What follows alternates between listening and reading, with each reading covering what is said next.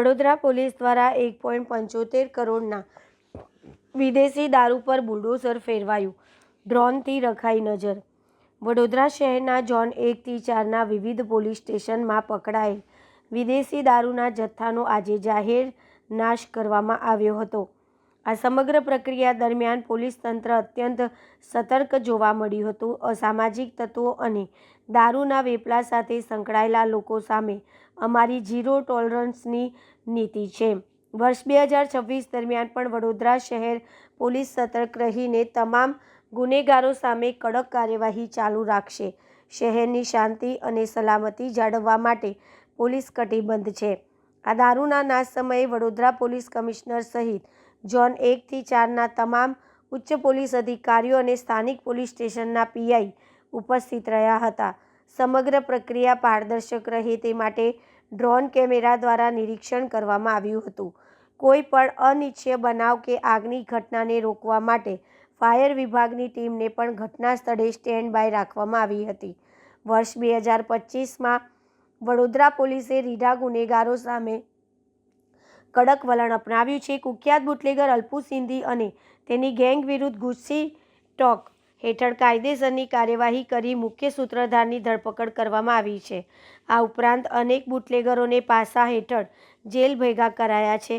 વડોદરા શહેર પોલીસ કમિશનરે આ તકે જણાવ્યું કે વડોદરા શહેર પોલીસ વર્ષ 2026 દરમિયાન પણ અત્યંત સતર્ક રહેશે।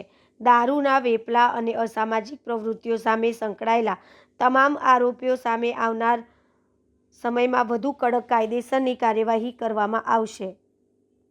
વડોદરા શહેર પોલીસ દ્વારા 2025 દરમિયાન 3200થી વધારે કેસો દાખલ કરીને એટલી સંખ્યામાં આરોપીઓને પણ અટક કરવામાં આવ્યું। આ કેસોના તપાસ દરમિયાન આપણે 9 કરોડ 56 લાખથી વધારે રકમની મુદ્દામાલ પણ જપ્ત કરવામાં આવ્યું છે। તો આજે તમે જોઈ શકશો કે 17 પોલીસ સ્ટેશનના જ્યુરિસ્ડિક્શનમાં કબજા કરેલ 1.71 કરોડથી વધારે કિંમતની 50,000થી વધારે સંખ્યાના બોટલો નાશ કરવામાં આવી રહ્યો છે। આપણા વડોદરા શહેર police the Gujarat prohibition act 1949ના કડક અમલીકરણ માટે આપણા કમિટમેન્ટ સાથે કામ કરી રહ્યા છે। અને આ ભાગરૂપે જે ઉત્પાદન, સંગ્રહ, વેચાણ અને કન્ઝમ્પશન કરતા વ્યક્તિઓ વિરુદ્ધમાં આપણા ક્રેકડાઉન કરી છે। વર્ષ દરમિયાન આપણા 131થી વધારે સંખ્યાના આરોપીઓને prevention of anti social activity અંતર્ગત ડિટેન્શન પણ કરી છે અને 15 આરોપીઓને આપણા કાર્યક્ષેત્રમાંથી બહાર કાઢીને તડીપાર પણ કરી છે, જેથી કરીને આવા પ્રવૃત્તિઓ ઉપર નિયંત્રણ રહે।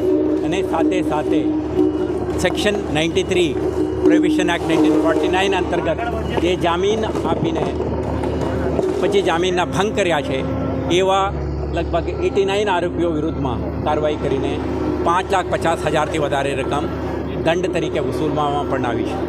તો આ તમામ પ્રયાસો ઇન્ટેલિજન્સ ગેધરિંગ, નોન ક્રિમિનલ્સના મોનિટરિંગ, બુટલેગિંગ એક્ટિવિટીઝથી સંકળાયેલા તત્વોના સતત નજર અને આવા પ્રવૃત્તિ ધ્યાન ઉપર આવે ત્યારે કડક કાર્યવાહી અને એમના વિરુદ્ધમાં તડીપાર, પાસા, 171 કલમ અંતર્ગત દંડની કાર્યવાહી, જામીન રદ્દની કાર્યવાહી, સાથે સાથે એક કેસમાં તમે જોયું છે 2025માં અલ્પુ સિંધી અને એમના આખા ગેંગ વિરુદ્ધમાં ગુસ્સી ટોક 2015 અંતર્ગત કેસ કરીને એમના વિરુદ્ધમાં કડક કાર્યવાહી પણ કરી છે।